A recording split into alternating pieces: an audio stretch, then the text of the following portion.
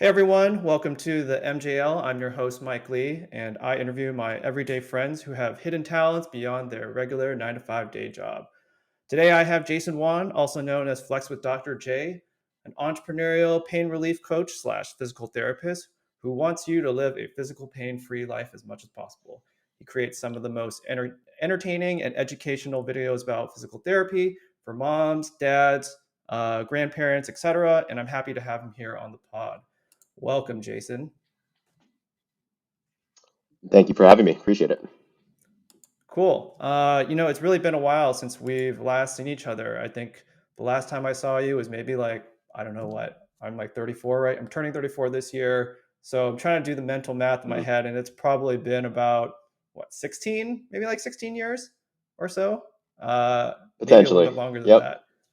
Yeah, I think it's about 16. Yeah, how's everything going on your end? It's going well, man. I got my own physical therapy business and obviously some Congratulations. social media presence, but yeah, also a new dad. My son's turning 1 next week, so Oh, man. life is cruising, so cannot complain. I am definitely not there yet at the dad level. And obviously, a lot of our friends, my friends and our mutual friends, are becoming new parents. Sort of for the first time. So I'm sure that's kind of been an adjustment, and you have a group of people who are also becoming new dads and moms that I'm sure you can confide in. Yeah, definitely. Moms and dads, I mean, people that I definitely empathize with, and people that amongst most people in the world have a lot of responsibility balancing out life, motherhood, fatherhood, and then full-time jobs. So those are some of the best people that I work with. Got it. So I guess to kick this pod off, just physical therapy, right? Like I think that is a term that I feel like you only really hear about when you're older, or if you're really active in sports, or like you have an injury and it's like you need to go to physical therapy. Uh, Talk to me about Mhm. like what physical therapy actually is. Just because if you just took the word separately, physical and therapy, is it just like I'm working out, I'm giving, my body, like am I relaxing my body? Like break it down so that people really understand what physical therapy actually is and what your role is as a physical therapist.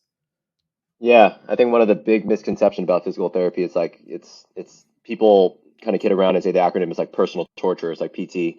Okay. But physical therapy, what we are, we're the experts in the musculoskeletal system. So there are medical doctors that are the jack of all trades. They know a lot about many different systems. We don't focus on that. We focus mainly on the muscles, ligaments, joints, and nerves of the body. So anything in relation to nervous system dysfunction, or whether you have an injury or a tear to a ligament, we are the people that will help you to rehabilitate from those injuries, get back to the activities that you love as fast as possible. And so I'm really big on education because I find that when people come in and they have an injury, I find that's being very reactive. And I'm actually taking a more proactive approach to physical therapy, saying, even if you don't have pain, even if you have a minor amount of stiffness or something that's just ailing you, that's not really like a freak injury, I find that it's better to prevent rather than to cure. So if people can just take a more proactive approach to their health and perceive more physical therapy as that,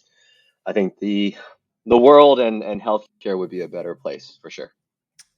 Got it. So I guess when you're talking about being proactive about it, like how would you even know that you have an issue, right? Or potentially would have an issue. Let's say, like you were saying, like, hey, especially I think for people of our generation, where it's like you're in your 20s or 30s, or even heck, if you're just playing sports as a teen, right? Like, uh, I would say for the most part, we are fairly limber, right? Or like we're not aching, we don't have a ton of aches and pains like all the time in Hmm. daily life.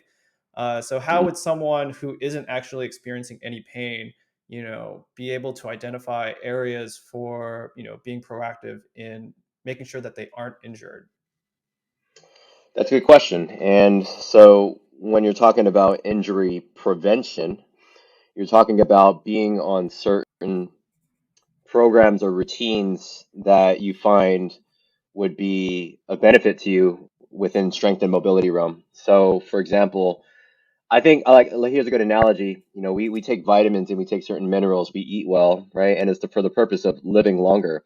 You might not have any gut issues. You might not have ulcerative colitis or anything like that.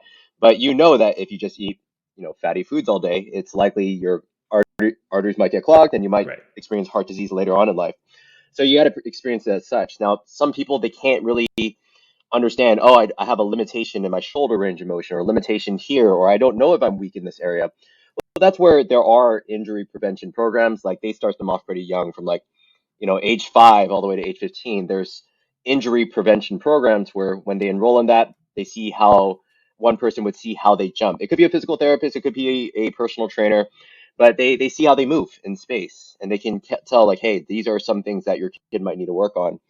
And even for us age, although we may not have aches and pains, although some of us at our age Right. do, Right. it's really a matter of, do you want to wait until something breaks down, or do you want to do something now while you're young and your body is more limber and is able to adapt to certain strength and mobility programs? Do things now and work hard now so that you don't have to regret it later. And that's the way I perceive as like proactivity, injury prevention. And that's kind of the direction that I'm pushing for with my business. Got it. Funny thing is, like, and I'll use analogies as well. Like, I'm really into like stock investing and finance and stuff like that. I'm not obviously here to give any sort of financial advice, but uh, there's this kind of thought about when you put your money in earlier, right? That, if the longer that you put in, the work, right? Or the capital, Yep. that those gains compound over time. So it sounds like Yep. it's very much in that case where it's just like, hey, like, you might not see a ton of value now, but if you put the work in, you put the routine in, you grow your body, you strengthen your body, or you strengthen parts of your body, or muscles that you haven't really explored or used, then that's going to basically have a compounding effect over time. The more that basically, I don't know if, I don't know if dollar cost averaging is like the right term for it, but just like being on a routine, right, where you're doing it on a Yeah. consistent basis, and those gains just grow over time. I mean, that's a pretty consistent analogy. I mean, obviously, we're talking about money versus the body, and I Right. think that the body is pretty resilient to stress. And I think with the right mechanical programs and strength, and somebody that can actually build it out for you, like an organized routine, somebody that can teach you how to build out everyday movement and stretches and exercise into your daily life, you're going to notice that, like, hey, I mean, you fall when you're 70 years of age, and you're strong. You Yeah. might be able to survive that fall and just come out with a bruise, versus a person that did not work out through their life and they experience a hip fracture, right? So it's Right. just the difference between something debilitating versus, hey, I mean, when that happens, and it will happen to a lot of us in life, it's all the work that you put in, like when you were younger. Got it. I kind of want to roll it back a little bit in terms of what made you want to become like a physical therapist. I just, it's hard for me to imagine like, hey, I'm in elementary school. What's the career path that you would like to do? The teacher asks you, and it's like, I want to be a physical therapist. Usually, that's not the first thing that usually pops up. So Yep. talk to me about when you sort of realize when you want to go down this route of pain relief and physical therapy as a profession. I think there was always two events that I always talk about in my life. One of them actually was when I was really young, when I was in sixth grade. I was a very, very large kid, if you will. My dad fed me really, really well, and I was always the kid that kind of played basketball and played sports, but I was never the fastest, right?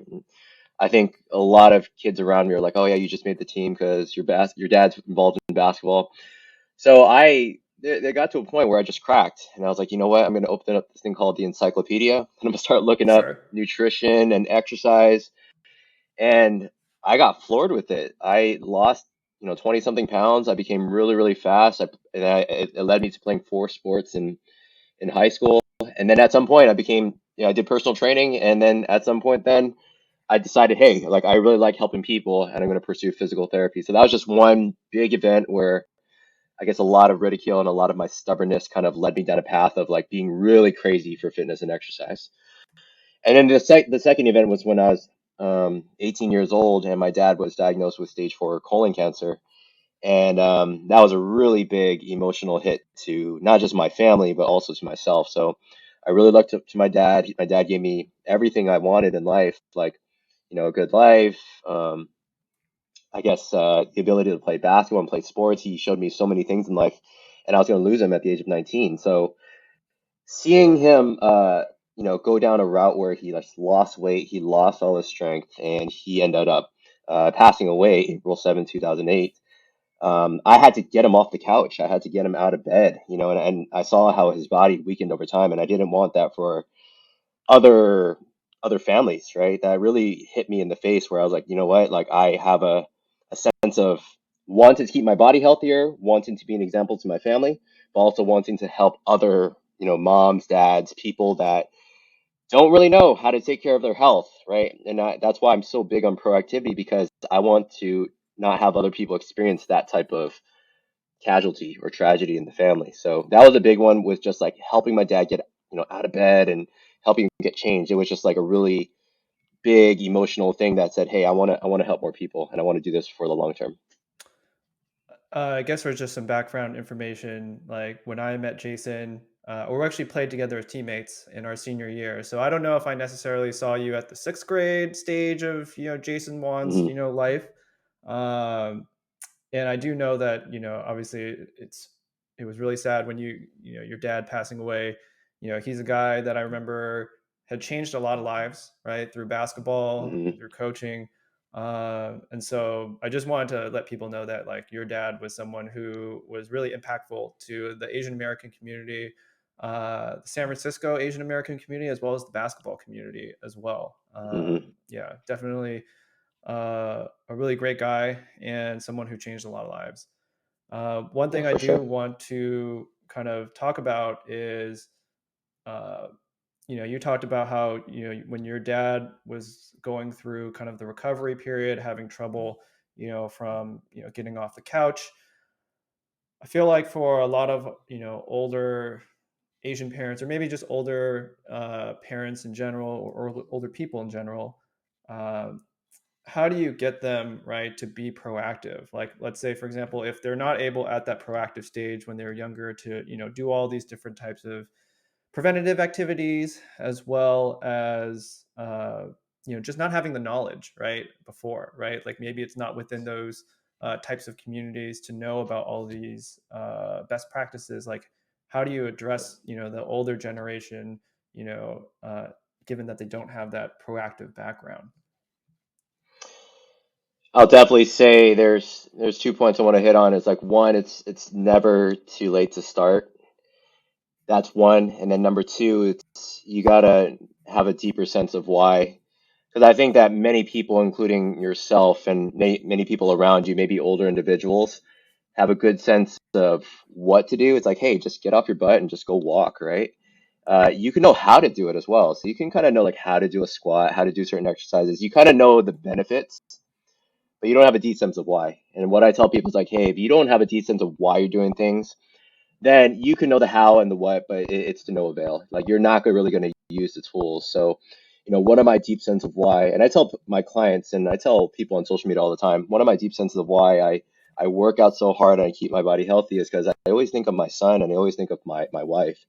I always think of the people that will depend on me. And I think if people lack that sense of why, and you should read the book, Simon Sinek, Know Your Why, if you haven't read it. I have, And yeah. it It's a great and book. it goes through just peeling the layers of the onion. Like you might have a superficial word. Why do you want to get in shape? Yeah. It's because I want to look better. Okay, why do you want to look better? Because I want to feel more confident. Why do you want to feel more confident? Because my quality of life depends on it, and I want to I want to be an example to people. I want to help and contribute more to the needs of others. You're just peeling layers of the onion. If you don't know that why, it's really hard. So for the older generation, having that sense of, hey, I want to be there for my grandchildren. I want to be there and I don't want to be like somebody that's sidelined as my kids are, doing all these things with their kids, right? And it's just like having that sense of why. And lastly, like it's really hard to motivate yourself, so I don't depend on motivation. I depend on like being driven. Being driven is you got to know it's never too late to start. There's a lot of research out there saying if you never worked out your entire life, but you start weight training at the age of 50, it can extend your life by like 8 to 10 years starting at the age of 50. That's pretty incredible, Yeah. right? Even if you ate bad and you just like sat on the couch all day, you could start at 50, you could start at 60, and it can still extend your life 8 to 10 years by way of getting on a consistent exercise program. So it's honestly never too late to start.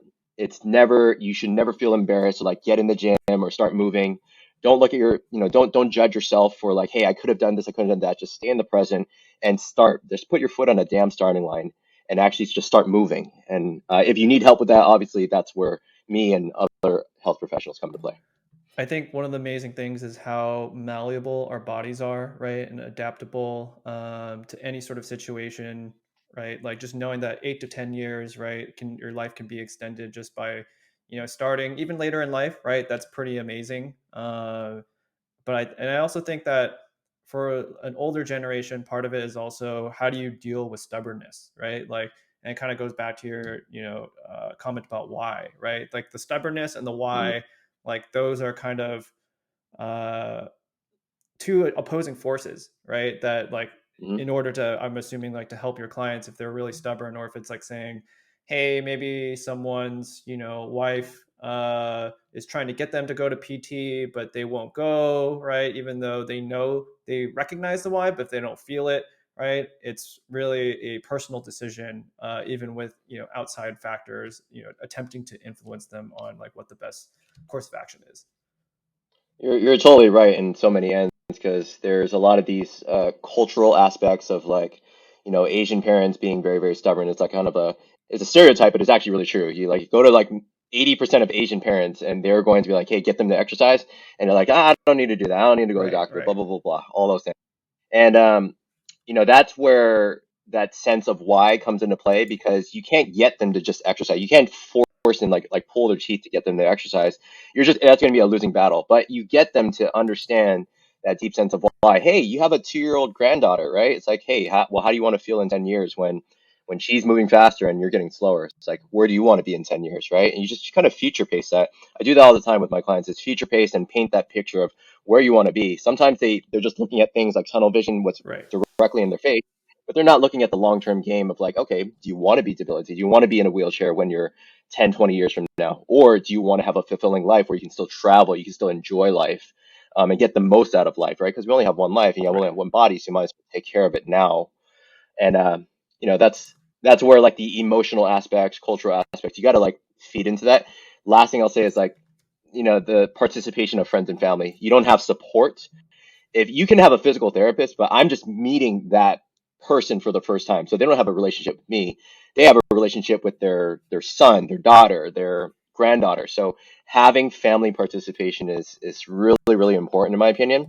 So if you have like somebody that's older than you that you really want to take care of, you gotta put in some of your mental and physical efforts to give them those reminders, give them that accountability, right? Otherwise, then they're kind of just on a deserted island by themselves, and they're gonna fall. They're gonna get demotivated and eventually not use the tools that we give them. Essentially, what it sounds like is I know you mentioned like, being driven and having that why. And I also think that having a system, right? Like trying to systematize ways that they, can't fall off of, like, if they're trying to commit to something, there has to be an accountability system, for them, whether it's like, you're painting a picture of like this potentially could be a future that you may not want, right? To even like, Hmm. hey, you set up a routine. If you don't show up to these routines, right? Or like, sorry, I shouldn't say routines. You don't show up to, let's say, your PT sessions and things like that. Like, how detrimental, that is. So, uh, it's cool that like you talked about like the the fam not the family system but friends and family, as well as the why, and I think all those things are connected together. Absolutely, absolutely. I want to go over, some of the like the most common injuries that you typically see, like when people are like, "Hey, like I need to see a physical therapist." Like, what are the most common things that you receive, like inquiries that you receive about pain? Yeah, so I have a lot of clients, and most of my clients deal with more so chronic pain. So if you don't know the difference between like acute pain versus chronic, acute is like your classic ankle sprain. You just hurt it. It's the first time that you did it. There's actual swelling. First 2 to 7 days is pretty tough because there's actual damage to the tissues. I deal a lot with clients and families that have chronic pain. Chronic pain is anything that extends beyond 3 to 6 months. So sometimes the tissues at that moment in time have actually healed, but there's a lot of other psychosocial factors, like they have a fear of movement now, or they feel helpless about their situation, or maybe a healthcare practitioner has told them certain things about their body that didn't sit well with them, that causes a lot of uncertainty. So a lot of the brain and these psychosocial factors plays into the pain experience. And that's where chronic pain does get kind of complex, which you're juggling a bunch of different things. But I would definitely say that with regards to the people that I see, it's a lot of chronic neck pain. Classically, we're all working from home nowadays, Yeah. so it's a lot of neck issues, upper back stiffness, shoulder stiffness, as a result of sometimes upper body, or sorry, like upper neck and cervical dysfunction.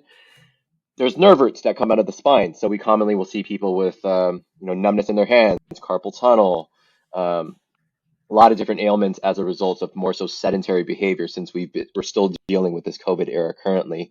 And people are sitting more nowadays. So like lower back pain, right? Hip soreness, a lot of stiffness as a result of lack of movement and lack of pushing their body.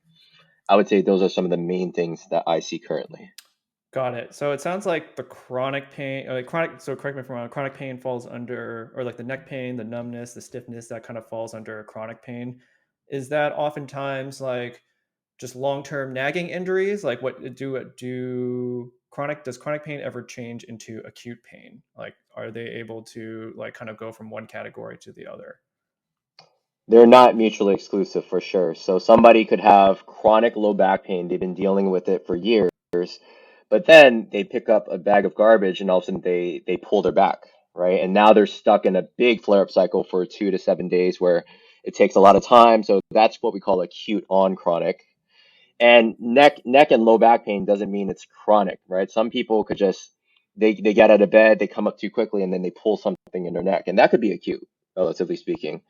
But as some people, it's like 1 in 4 people in the world that hurt themselves acutely often will fall into a chronic pain cycle because everybody deals with injuries differently. So you could sprain your ankle and you could be like, I'm just gonna like walk it off and just like, just wait for it to rest and you start running again. Right. Some people that have an ankle sprain could be like, oh my gosh, it's the worst thing in the world. I can't work. They start thinking and thinking and thinking and bringing themselves down this negative rabbit hole cycle, and then all of a sudden they're experiencing chronic ankle pain because they think differently about themselves. They think that they're unable, they're fragile, right? And then again, those psychosocial factors really play into their perception of the pain. Their pain could be a lot. You guys could have the same exact damage in your ankle, but Yeah. their perception of pain could be a lot higher. Got it. So it just becomes kind of this blocker where it's like, okay, if you're walking, maybe you're really nervous about putting more weight onto something or, doing a specific movement. Is that kind of where the psychological part of it comes in, is just like the restriction of a specific movement that it seems like if that continues, right, then your body's going to adjust in a certain way that maybe has like an unnatural gait or an unnatural bend or rotation or something like that. Definitely. Yeah, I mean, just to label it for specifically this podcast, like imagine if you hurt your knee. So Got you it. hurt your knee, you no longer can go down the stairs, you no longer can pick up your child, you no longer can squat down and pick up something. So as a result of that, some of those psychosocial factors can play into it.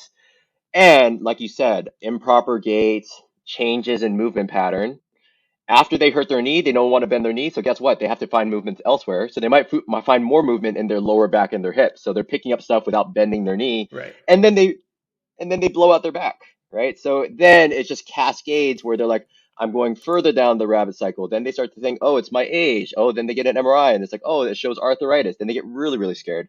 So there's all these just branches of where your brain could go. Right. And the job of a good physical therapist is to teach you how to overcome that, not just by exercise, but educating the person and empowering the person to say, hey, you are able to move, but we have to do it in a very calculated way. Got it. I would say so. You just listed out the most common kind of injuries, or chronic or acute type of injuries that your clients will bring to you. what are the ways that you, especially during a pandemic, right? Because you did mention that a lot of the stuff like neck pain, shoulder, numbness in certain areas and stiffness, those are largely due to an increased sedentary lifestyle.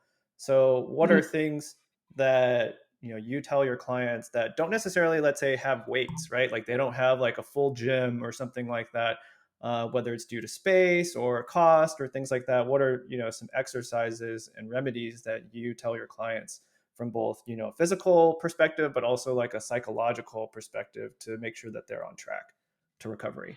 Yeah, I think that when people see like my Yelp page or social media, they'll see this guy that like is always in tank tops that has decent musculature, I would say. And they're like, well, like you're lifting heavy weights. I can't do that, right? And that's just a belief system, to be honest, right? There's plenty of the clients that I've had, that even female clients, that their perception is I shouldn't lift heavy weights. And then you get them to lift like 200 pounds off the floor and they could do it. Like my wife, prior to pregnancy, was able to lift 225 off the floor, right? And she's 105 pounds. So she can lift twice her body weight. And so all these different perceptions of, my body's unable. I'm in my 40s, and just think of it this way: we're all under subjection of gravity, and gravity goes straight down. So gravity in itself is a force. If you lift your hands in the air like this, you're lifting up against gravity. You're still strengthening your body. So just starting off with gravity weighted squats. Don't do a full push up right now. Maybe you can't perceive that you can do a full push up. Great. Get to the wall right now. Put your hands on the wall and do a wall push-up. Can you do that? Great. Then you could progress from there. Once you feel like your body's able, then hopefully start snowballing in the right direction where you have gravity. You can do body weight exercises. You can do gentle stretches. And if you don't have weights, just find things that are conveniently in the house. I have a bottle of water right here that's 2 pounds, like a hydro flask. Right. And that's 2 pounds of weight. You can lift that up and down. You can strengthen your shoulder and do lateral and front raises. You can find easily household items. Fill up a bunch of books inside a suitcase and then lift the suitcase up and down. So get a little bit creative with, even though you can't afford weights or you don't want to get weights, it doesn't matter. You can always get movement in. That's the great thing about exercise. Exercise to me is an art. You can do it anywhere. I can think of a million exercises to do seated, a million exercises to do lying on the ground, and that's what I would say to people. It's like exercise is legit for everybody. Even if you're on your last breath, on your bed, you can Yeah. still do exercises in bed. And that's all I gotta say about exercise. It's great. Exercise is the best medicine in the world.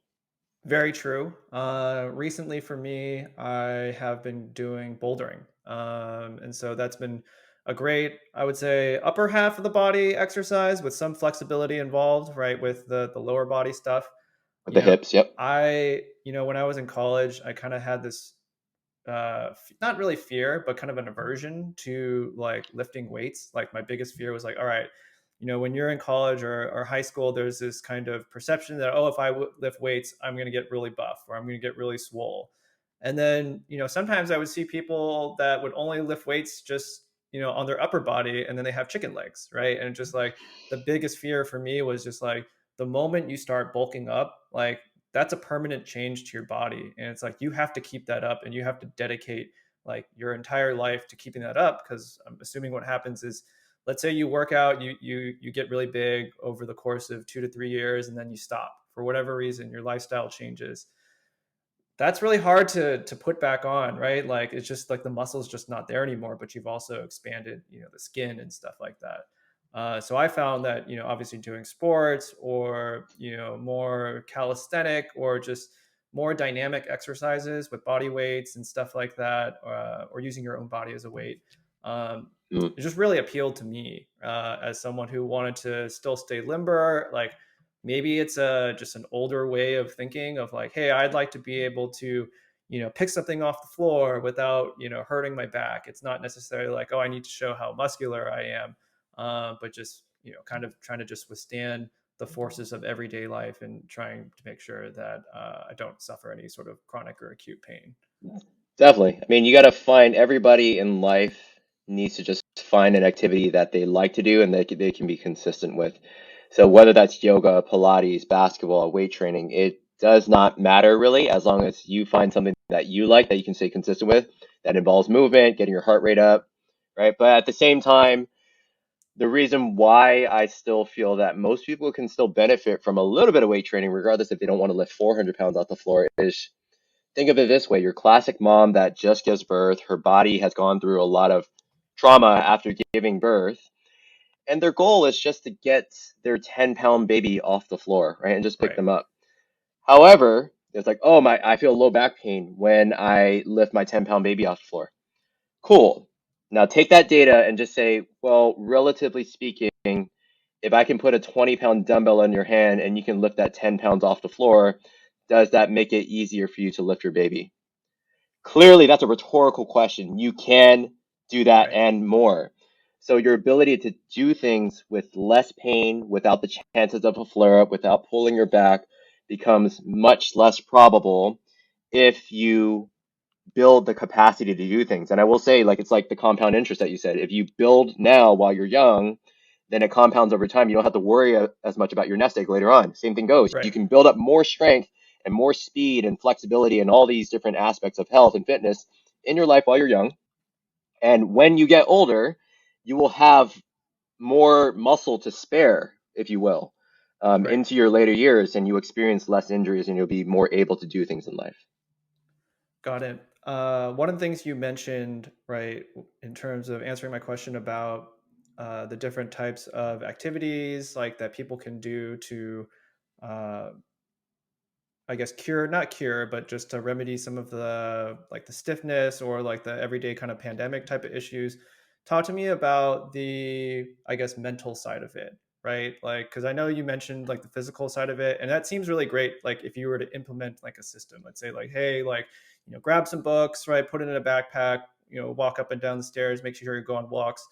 But before you even get to that point, like, how do you make sure? What are some of the methods that you use to ensure that, like, hey, you know, like painting the picture, right? Like you were talking about. Maybe it's not like, hey, do you want to be able to lift your child, or, be able to, I don't know, if you're a grandparent, right? Like those are different images and stories that you would probably use. So for people who are, younger, but, still suffering from physical ailments, what's that picture? What's the picture that you paint to really convince them to say like, hey, you should be on this physical therapy kind of system?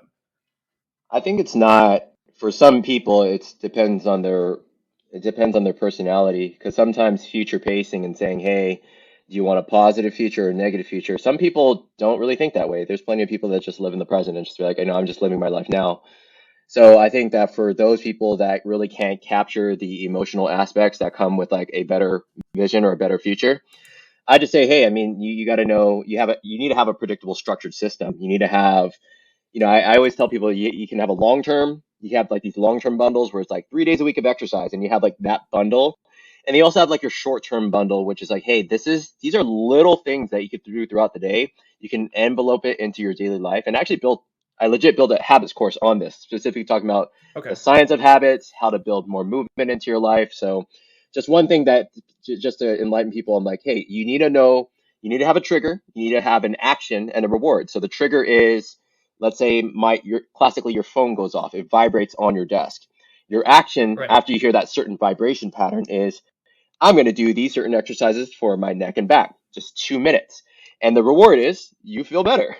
And so that feeds Right. into itself. And if you can understand how habits plays into it, or just interweaving things, so like even if you're busy, at least it's automated into your life. So that way, you know that if you're going to be sitting for another 20, 30 years, you better be able to supply enough movement to counteract all that sitting stress or lack of stress. Got it. Do you have any? I know you talked about all the different courses, that you offer, like the habit building ones. Like, where does the accountability factor, kind of come in to make sure that your clients actually do go through with the program? So I think you kind of touched upon it a little bit, but want you to explain a little bit more about like how you can make sure that they're accountable for staying on a plan that you put them on. Accountability partners are huge. So there's many ways to have accountability. One is you can write it in yourself, right? You can reward yourself after doing 5 sets of exercises, right? You stay consistent for 5 days, you give yourself ice cream on the weekend, right? So you're keeping yourself accountable. And you can also, there's many things. You can do paper journals, you can write it out and be like, here's the check mark. the action of checking mark is like keeping yourself accountable. You can download apps, plenty of workout apps out there. So that's you intrinsically keeping yourself accountable. Other things are if you need somebody, grab your girlfriend, grab your spouse, grab your kids, grab friends around you that have similar goals to you, and grab an accountability partner, create a contract with each other and say, hey, this is what we're going to do every single day. And we're going to log it. We're going to text each other. We're going to like screenshot our fitness watches. That's also accountability. And then lastly is like you can obviously hire us, right? And have an accountability Right. partner where you hire somebody, you're putting actual dollars towards spending towards somebody. So that in itself, you're investing in your health. You're actually giving somebody an investment so that they're able to keep you accountable and give you a structured plan. So three types of accountability right there. I would say, at least maybe for me, the money part, right, is the strongest one, Mm-hmm. right? Just because you actually feel, you want people to feel the pain of losing something. I've heard of like different gyms where it would be like, hey, you pay X amount to your, your gym, not your gym membership, but whoever your personal trainer Mm-hmm. is, right? And then, if you complete, all the courses or you show up, they give you, some of that money back, Yep. right, as an accountability form. So, definitely a big fan of the money part, but I can also see how like there are also social accountability partners as well that can also work, obviously depending on if you're in a budget. But Mm-hmm. it just sounds like there has to be something that you can lose, right? That you got to feel the sting if you don't accomplish it. Otherwise, like, there's no consequences for Yeah. you if you don't actually do it. Yeah, that'd be the two bundles, right? So you have it's same like when we were kids and you have mom and dad, right? There's negative reinforcement where they say you gotta put your nose at the wall for 30 minutes if you do XYZ. Yeah. But if you get good grades and you get an A plus here, all right, we got to take you to Chuck E. Cheese, right? So we're Right. humans by nature. So we're 50 years of age, even if you're older, you still yield to positive and negative reinforcement. So negative reinforcement, I got to give my money to a charity that I don't like, right? Or like positive Yeah. reinforcement Yeah. is, Yeah. Yeah. okay, I get to use this money towards taking a vacation for my kids. It's like then it's like, yeah, you are putting your money where your mouth is, and that investment is like, yeah, you're actually investing time, but also energy and resources towards it, and that's where big changes can happen. Got it. Uh, when people see a physical therapist, talk to me about what the common mistakes people make after, let's say, they see a physical therapist, they go through the training, and then after that, right? Like, what do people commonly mistake for? Like, do they just like continue to fall off the plan, right? Like, what are some of those things that you see where it's like there's like a relapse in something after they've completed the plan? Yeah, they for some it's well, I mean, I guess the biggest one is they fall off their exercise plan. But sometimes Okay. falling off their exercise plan is not always their fault because I always tell people all the time humans will always fall towards the path of least resistance. So there's more Of course. resistance to picking up a dumbbell, there's less resistance to watching Netflix, right? So there's always Right. that sense of comfort. I would say it's not always their fault because if the physical therapist or the healthcare practitioner is not setting the example, but is not telling them the long term plan of what they need to do after, and it's simply just the relationship of like authority figure and patient, which is I give you the exercises, you do it, done. And then after you're done, good, on to the next one. I think a good physical therapist should really develop a good relationship with the person and actually become their friend. And actually, because if you don't have good rapport, a good relationship, then the compliance throughout the plan may not work. But even afterwards, it's like, well, why do I respect this person? Why do why should I do any of this? Because they're not giving them a stronger perspective of like why they need to do it after. So it always goes back to the sense of why. Right. You should continue after, so you don't need to see me again. But you also don't want to see me again because therefore you're going to get pulled out of your job, you can't work, you're going to feel less able. And it's all these other, XYZ reasons on why you should continue. So always have that deep sense of why. But like I said, it's not always the person's fault because we're always going to go towards the path of least resistance. And I think it's the physical therapist and the perspective that they give that ultimately will lead to better compliance long term. Got it. You actually touch upon something that leads into my next question is like what's the difference between a good physical therapist and a great physical therapist? I I think all physical therapists think they're great, right? So everyone's going to be really biased. I like myself as a physical therapist. I'm very passionate about what I do. And I also consider myself a lifestyle physical therapist because I want to touch Got it. on the many points of, let's say, if Mike is my client, he has chronic neck pain. I want to be the therapist that tells you how to interweave exercise into your life and not just give you a set of 10 exercises and say, hey, you figure it out. I also want to be a physical therapist that develops relationships and says, hey, whenever you need me, feel free to let me know. I give my clients my cell phone. I give my clients the ability to message me on my app that I currently have. And I think that sometimes physical therapists don't give enough communication, which is the accountability piece, right? I think Yeah. also a good physical therapist should really teach people about the many aspects of wellness. And wellness just covers basically mental, biological, and physical health. It encompasses all aspects of health, which is, Mike, what is your sleep patterns? How do you cope with stress? What sort of foods do you eat? Because I think that if you don't address many aspects of health, and although there may be legal reasons, right? If you're a physical therapist, you work in a big corporate setting, you might not be able to go through that. But I do run my own business where I can say, hey, let's address what's your nighttime ritual? What do you do in the mornings? How do you cope with stress at work? Do you get up enough at work? And so you address so many aspects of health that really gives people a deeper sense of this is how I should take care of my body. It's not just a set of exercises or a physical therapist massaging me. There's many other aspects of health that I need to understand during the duration of the care that I have that client in front of me. And I think that's what defines a great physical therapist. Got it.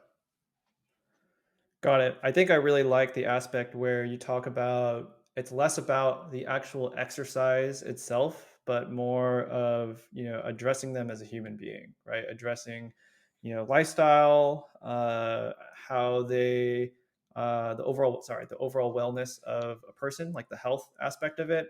That's something that I really appreciated, and from your specific answer, because throughout this conversation so far, a lot of what has been resonating has been the psychological aspect of wellness, and just putting making sure that you put yourself or your clients on a path to overall success. It's not just about the exercises itself. Like, that's obviously the technical side of it, but just like you said, also the reason why Hmm. someone should continue and to get healthy and recover. Absolutely. One thing that I'm really big on is just the words that we use with our clients. So, certain physical therapists or even doctors are not very careful with their words. So you get an MRI and just like, hey, Mike, you have degenerated disc disease in your neck and back. I can only fathom if you're not in the healthcare system how that would make you feel, right? And it's just like, okay, Right. you're done. See me next week. Bye. And then it's just like, well, what is Mike thinking after you tell him that information, right? Is like you're not telling them Yeah. anything in regards to education. And you come back to me in the clinic, and then if I was a physical therapist, say like, hey, how's your neck? How's your back? And it's like it seems very impersonal when I hear that. I'd rather Mike come in and be like, hey, Mike, how are you? How are you? How are you coping? How are you coping with the exercise I gave you? I think it's more like you're Right. addressing the person instead of treating people like a body, like a body part. And I think that's a big thing that I want to change in our healthcare system too. Totally makes sense. I definitely think I see that more with independent, like, doctors in general. So for example, like, I go to a pretty small dentist in the Mission. He maybe only has like two chairs available. He runs his own business. And it's a space for me to ask questions too. Like, hey, like, when I'm taking care of my teeth, right? It's like, what kinds of food should I eat? Or it's like, hey, I read about this thing like where you can use like baking soda and water to like lower the pH level, or something Mm, like that. And she's like, oh, that's a good substitute for toothpaste or something like that. So the ability, I think, to have a conversation with your doctor or someone in the medical profession, I think, is super important. Not only because like you get to obviously have a new type of friend or a mm, relationship, but also there's a human aspect to every sort of exchange that we do. There are times we don't even talk about dentistry, right? Or like teeth. Like, we'll just ask like, how's your mom? mm, How's your dad? Right? Like, essentially they become part of your mm, community, your family, your social support network. So that's something that I think is a real benefit of small businesses, especially from a medical practitioner perspective. Yeah, you're absolutely right. And I mean, it's less transactional, it's more relational.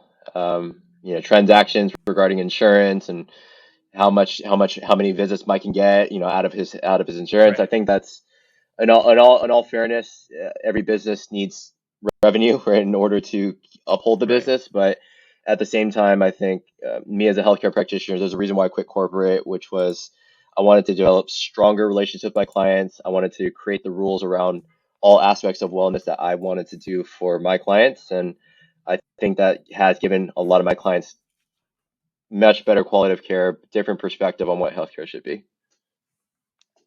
Talk to me a little bit about corporate physical therapy for a bit, just because, like, obviously I know you're big on social media, right? You run your own page, and there's a very approachable and accessible, view to physical therapy. But from a corporate perspective, like, what did you learn from the corporate side of things that you've taken to your practice, and what are the things that you have changed from since leaving, or how have you changed since leaving the corporate side of physical therapy? Yeah, it's not like I want to throw anything under the bus, but obviously when you quit a certain job or you change transition, there's obviously maybe a lack of satisfaction in your own job, or there's certain aspects of ethics and regulations that you don't agree with, right? Or it could be a mixture of those things. You're underpaid, right? You're too stressed. Right. So my honest perspective is like, yeah, seeing 12 to 16 patients a day was just something I couldn't do long term. I did not want to get to a point where I was just so exhausted that I didn't want to do my job. I didn't want to get tired of my job. I really loved my job, and I felt like 5 years down the road, I might get tired of it. I might lose the passion on helping people, and it may just be me collecting a paycheck, like maybe some of the PTs that I did work with before. And in all fairness, it's part of the system in which people are in. Like there may be great physical therapists, but it's just more the system, right? So it's like forcing a client in for a 20-minute session, and you hardly give them the quality of care that they need. And that's kind of what happened at times. I had a little break in my schedule, and all of a sudden, boom, something pops up, Sarah Smith, and Sarah Smith gets on my schedule. I'm like, I'm rushing to like get her documentation in and Right. trying to, get as many things I can, but I can't even afford to give her the care she needs, right? It's just like assessment, 1 minute of education. Here's two exercises. All right, see me in 2 weeks. And that's another thing. I was so the census and the census of how many clients we have to see per day. I couldn't see my client in time, so I would see my client. Oh, I don't have any gaps in my schedule. Maybe I'll see you in like 3 to 4 weeks. Is that cool? And then you're like, oh, like I have to see you in 3 to 4 weeks. Well, what am I going to do between now and then? So there's all these like Right. gaps in care that I didn't want, and you know, uh, at the same time, I didn't want to be subjected to, I guess, a doctor telling me what I need to do all the time, like getting the referral note. This is what you need to do, X, Y, Z. I didn't want to do that anymore. I wanted to just have somebody come directly to me via what we call direct access, which is allowed in 48 out of the 50 states. Somebody can come to me directly without a doctor's referral note, and to say, hey, I want to see the physical therapist directly. They talk to me directly. It's more relational. It is less about having to go through these different loops in order to get to me. And that also just creates a better experience for the patient as well. Got it. Would you say that, since you're seeing so many clients, was the main goal, right, of, let's say, a typical corporate organization, it's more about the quotas, like how many people can we sort of see, right? Checkpoint, like, they saw them, okay, they had this issue, checkbox, right? Another thing, checkbox, okay. How many of your, it's almost like, because I'm a marketer, Yeah, so we think about things from like how many people did we see, or not how many people did we see, how many impressions did we serve, how many people clicked on yeah. something, how many people converted, basically as they're going down this funnel of stages of recovery. Is it just more like evaluating how many have passed certain stages, and that's without any of the context involved in terms of how all that stuff's structured? It is. It's totally corporate and all about the numbers to some extent, right? And I prided myself on saying my team and the way I do things, because I run an online program. called the Pain Free Academy, but I also have in-person care. And I tell people we're not held to productivity standards, so we're not rushing you out. We're not seeing 100 patients a day. We're just here to treat you, right? So that aspect of, I don't know, how many clients can we see at a certain time? How many visits can we get out of this one person? Oh, the average person was seen 8 to 10 times. Oh, that's less than the hospital down the street. So how can we get that number up? So there's those numbers that we revisited every single week during our weekly meetings. It wasn't about how can we serve Mike and how can we serve the people better and get better outcomes. It was more like how can we get our numbers up? How can we get our rankings up in California? And I don't know. I mean, to an emotional degree, I didn't agree with that. So I don't do those numbers with my clients. I'm just like, hey, I just want to get my clients the best results that they can. If they like our care, they can leave us a review and and go from there, and then we can continue to serve more people. It was more about the people and less about the transactions and cost per lead and what we can bill for the Right. insurance. If that makes sense. Yeah, that makes sense. Given that you are, a small business, like I'm sure there's still things that you take into consideration in Mhm. terms of how you're measuring your own practices success and, areas for growth and improvement and things that you're doing well. Like, how do you identify what those things are? Like, I think you mentioned, like, how, you know, great Yelp reviews, how many people, tell, their friends and family about your practice through word of mouth.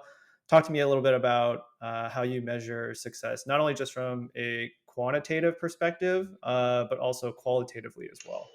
Qualitatively speaking, when you see that, for example, like if I'm running advertisements, right, and that's the numbers that clicks, impressions, cost per lead, all those things, and I do run some ads on certain places, but when you're seeing that you're getting certain people to like get onto your email list or follow you, those are all great statistics to keep in mind because like, oh, a certain amount of followers will convert into a client.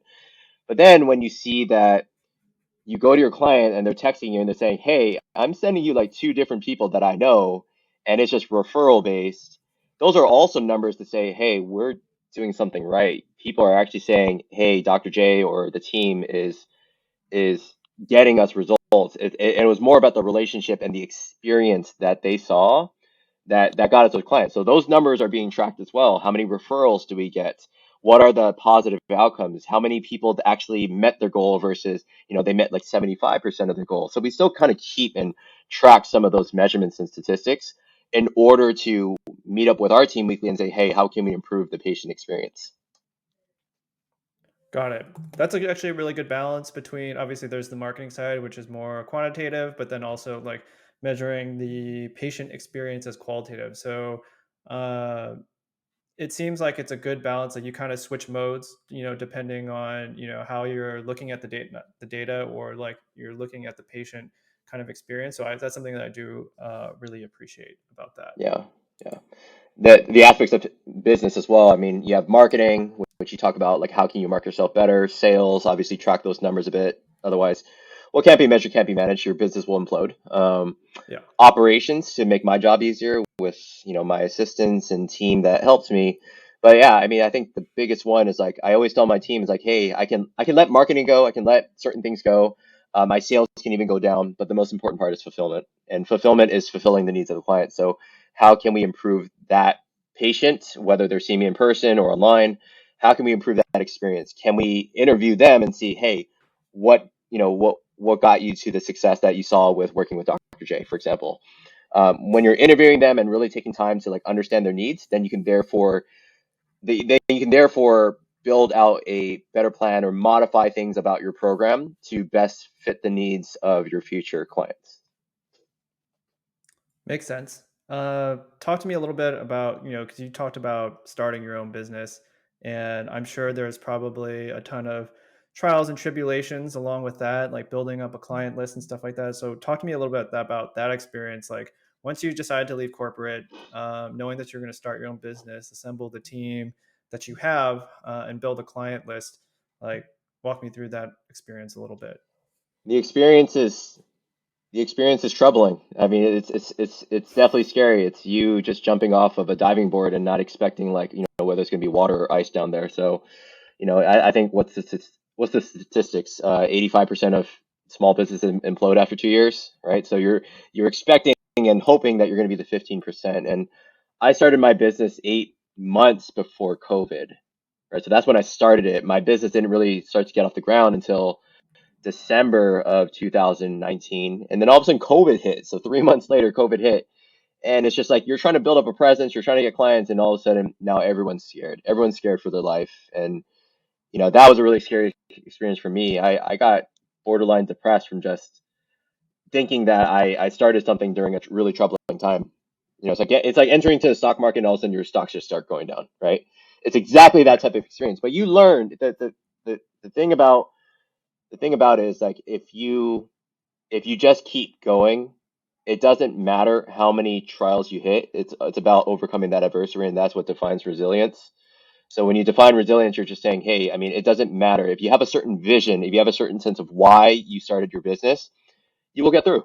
Like, it's for sure 100%. If you don't give up and you just keep trialing things, you will learn from those experiences. You will fail forward, and you will get there. And I would say you're always wanting your business to improve, and I think I've touched a lot of lives with the work that I've done.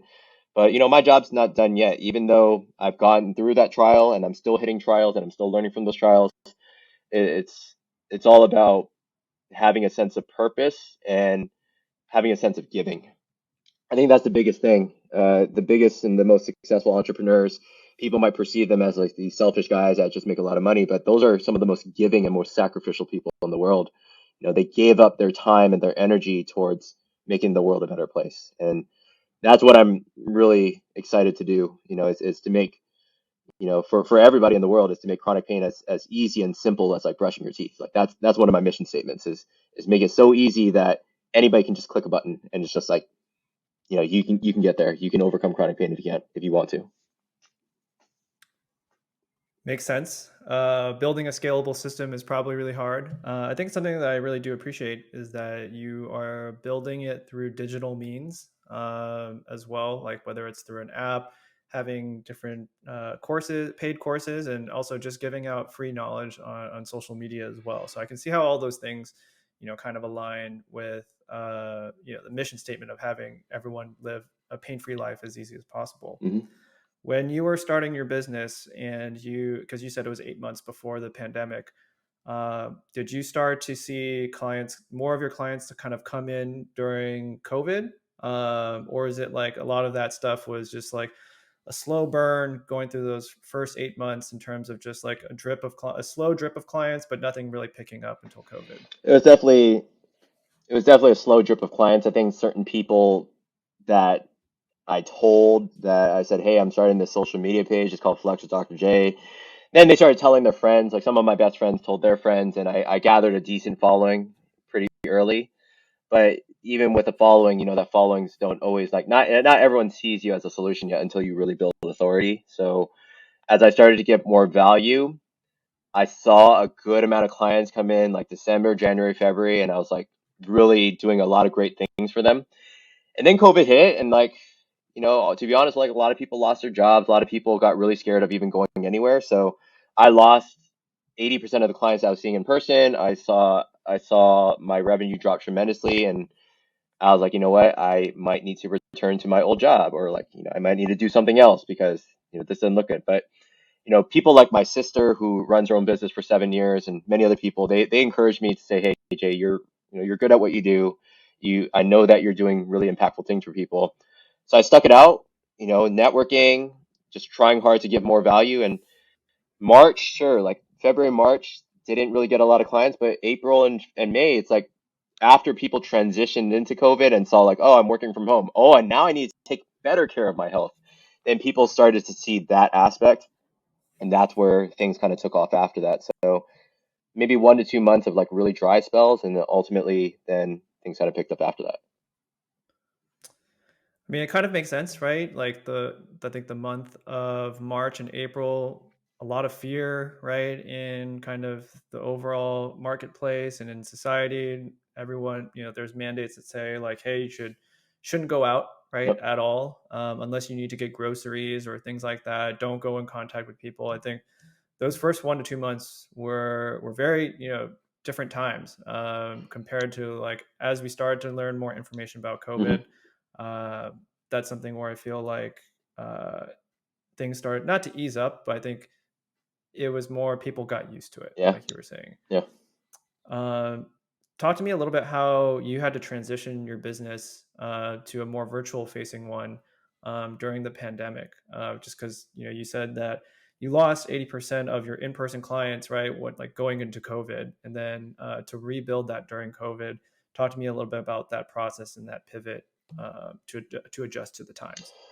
Yeah. So the pivot actually came, even the pivot came well before COVID as well, where I Okay, started an online program called the Pain Free Academy.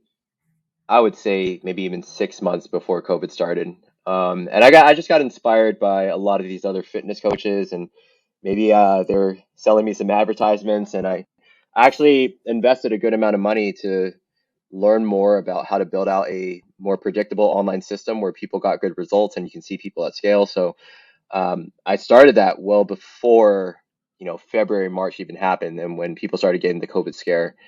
But even then, I lost revenue from both ends, whether it was online or in person. Definitely in person. People were like, I am not coming to the gym for sure. And I was like, that's fine, no worries. But then that kind of just, maybe if anything, that kind of forced me to say, well, if I can't do in person, I need to capitalize more on my online presence, right?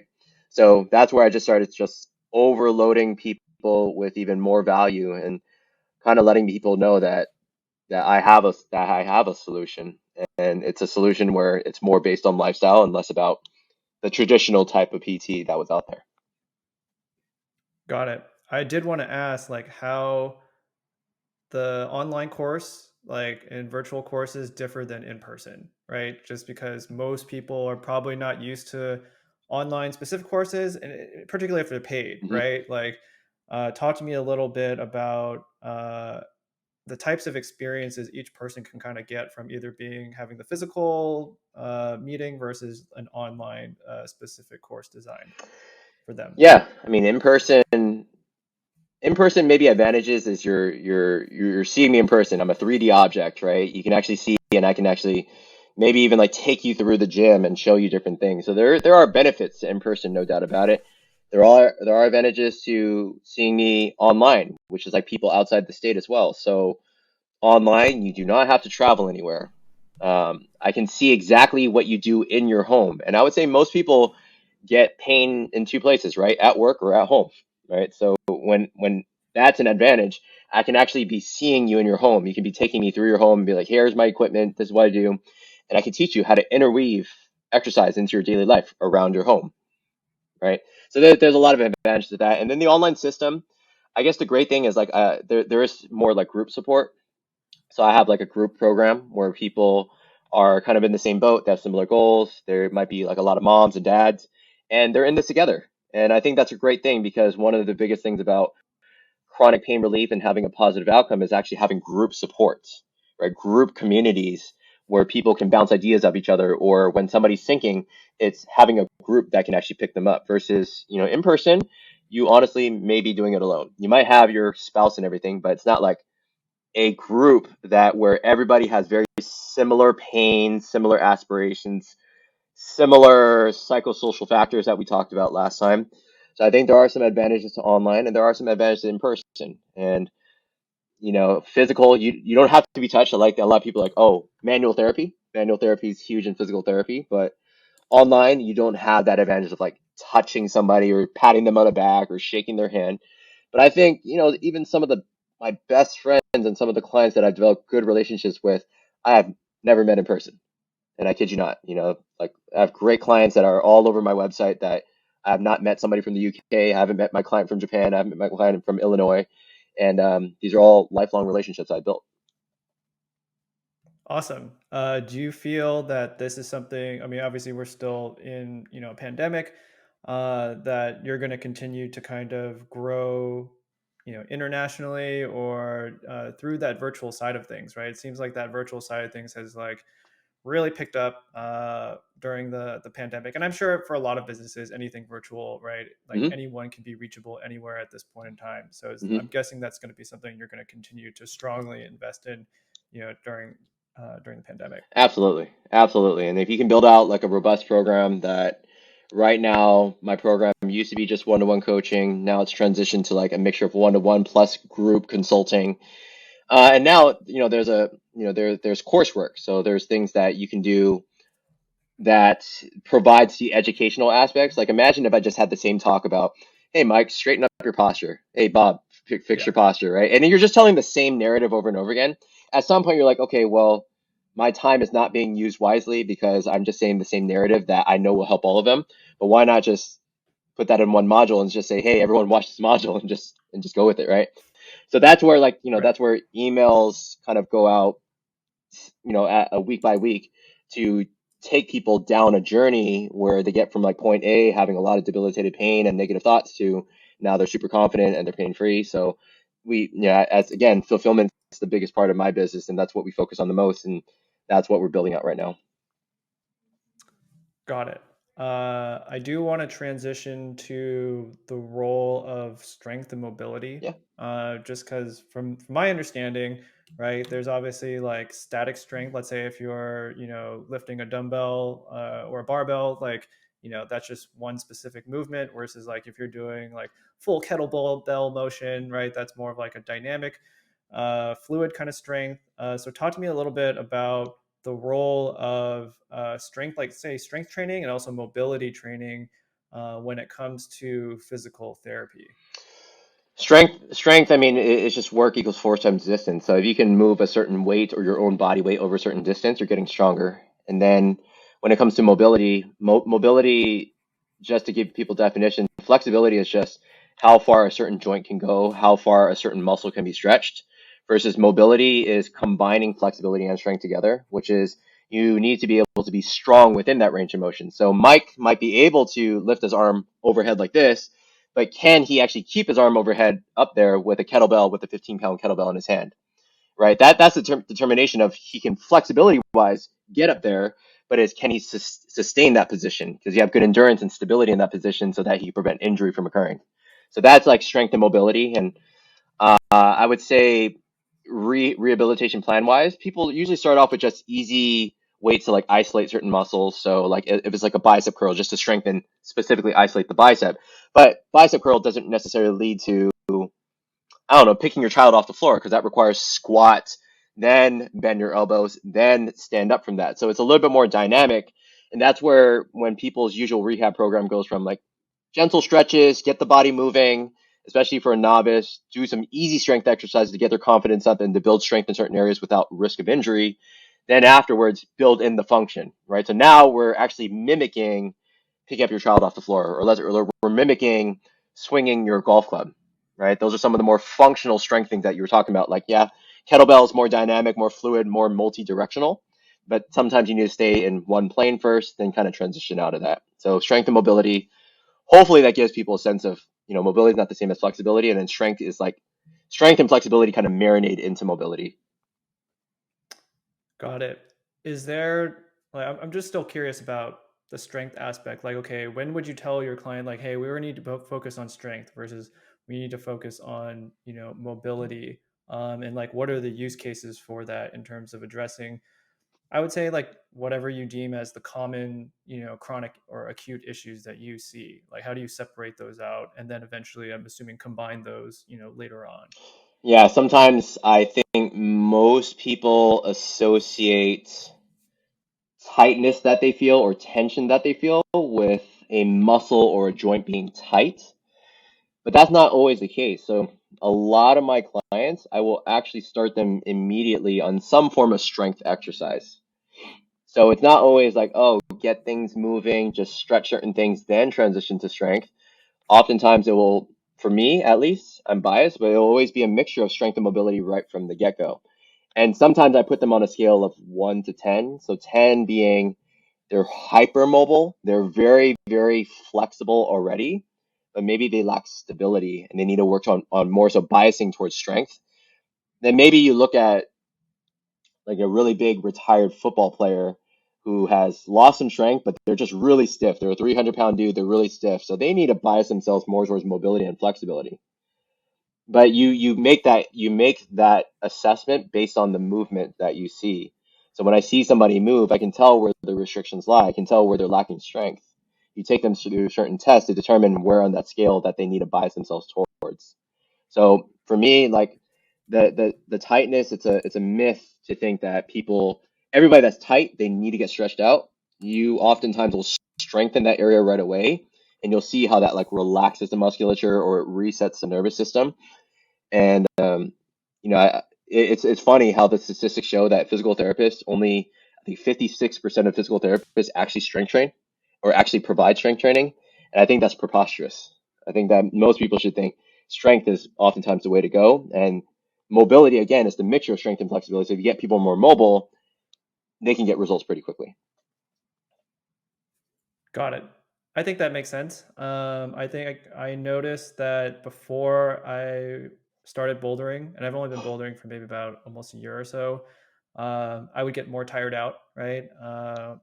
Just from certain types of activities. So let's say, for example, if I'm playing a pickup basketball game, right, and I wasn't bouldering before, my whole entire body would be really tired. But now that I've recently picked up playing basketball again after, let's say, a year of rock climbing or bouldering. I'm like, hey, I don't feel as tired anymore, right? Like it's not the recovery period, it's not as rough, right? Because my body's already has gotten used to it.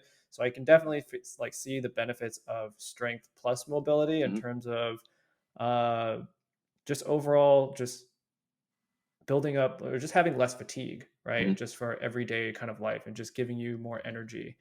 So that is like a benefit that I've definitely seen from doing For more sure. strength oriented stuff. Yeah. There's more energy in your daily life.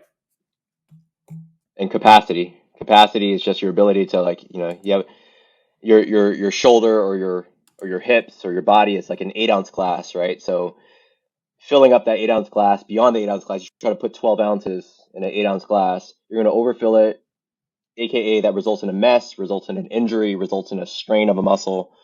But if you strength train, which most people need to strength train more nowadays because we're all stuck at home, if you strength train, you build that capacity. So now you have a 16-ounce glass, which is your shoulder.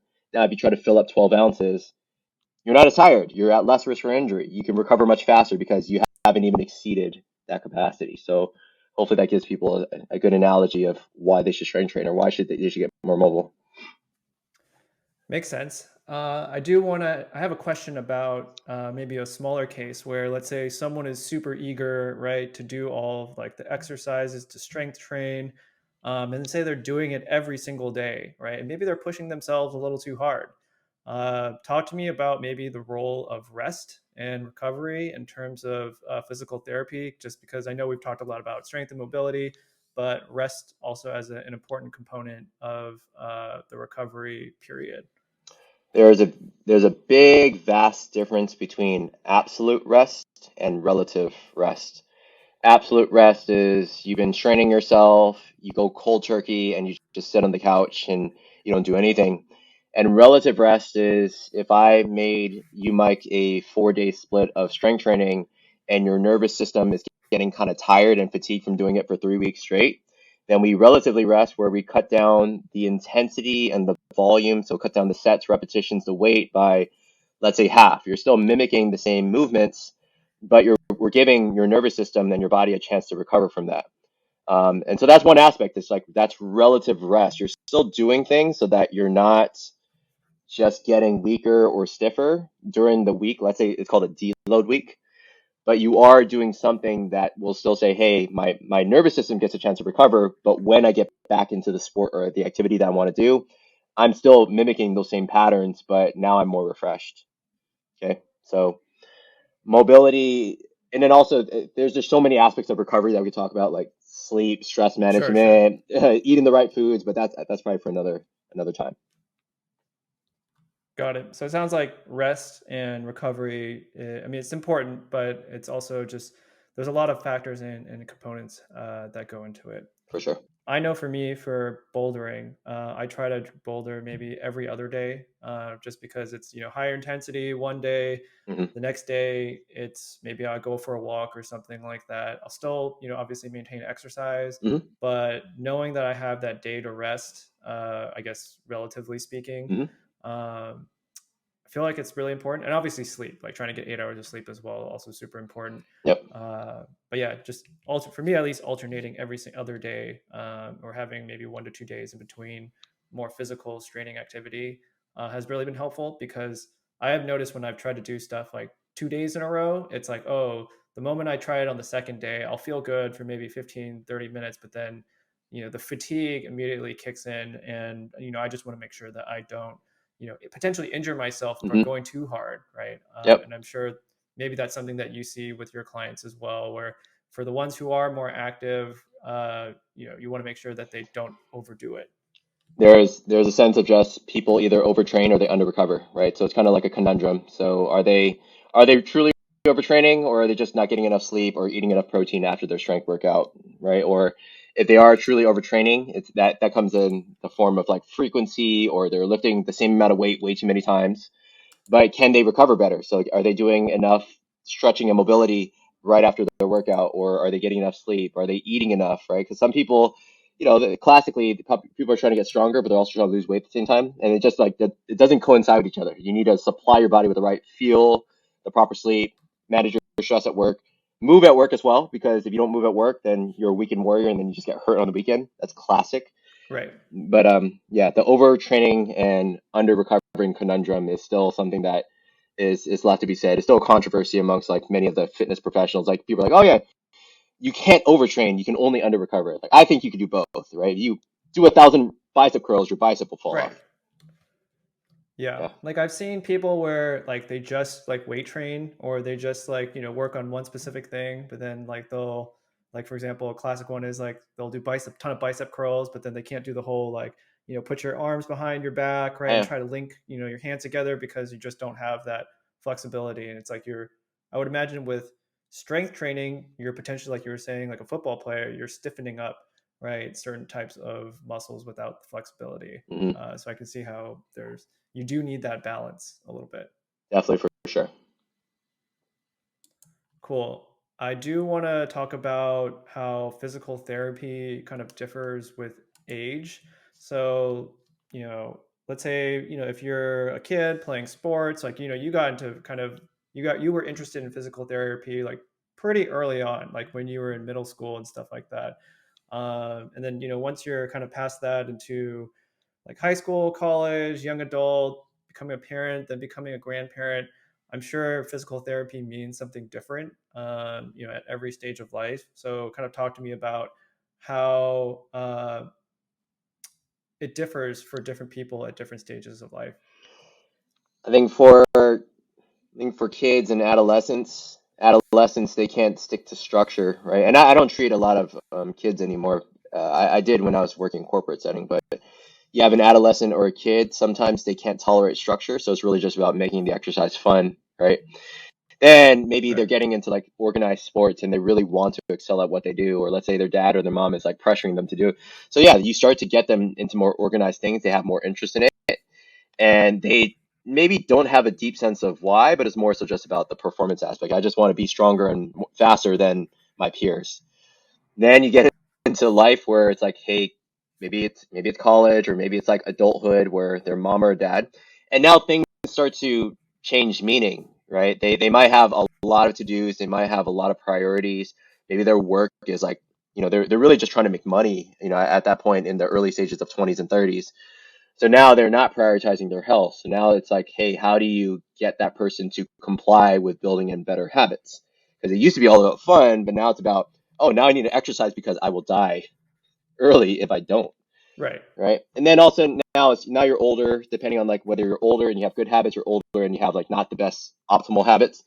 But now it's just about enjoying that quality of life. So where do you want to be in retirement? How do you want to feel? And so that transition, maybe not lifting heavy weights, but just getting onto a program that you enjoy doing and that you can sustain long term. So I think I guess it's a loaded question in a sense that it's so multidimensional. There's so many different personas and characteristics out there that you can't just pigeonhole all adolescents need this, all adults need this, all older adults need this. But you can kind of say, well, older adults will only live another 20, 30 years. So it's all about preserving their quality of life and giving more meaning to the exercises that they're doing. I mean, I think you answered the question quite perfectly in my honest opinion. Like you talked about how, generally speaking, from what you've seen in your experience, what those kind of aspirations are, right, for each of those different age groups. And we all have different aspirations, Mm-hmm. as we grow older, whether it's just to have fun, right? Maybe it's more, hey, now we start to care about our health or even performance. And I think we slowly start to shift over from having fun to like maintenance. Like, how do I make sure that, like, if you're becoming a parent or something like that, like you have like an ever increasingly heavier baby, right? Mm-hmm. Or child that you're going to have to carry, and maybe that's where weight training, and mobility and flexibility come more into play, because you didn't have to necessarily worry about that when you didn't have a kid. Mm-hmm. And like when you're a grandparent, right, like maybe it's just about, I want to be able to touch my toes, and I want to make sure that, and the funny thing about that is that I think you might know him, Eric I think so, Chan. yeah. He's also, I think he's a Mm-hmm. PT. He was telling me about how his clients, because he worked with a lot of older Mm-hmm. people. He was saying they were just happy to say to like one another, "Hey, I'm able to touch my toes. Can you touch your toes?" Right?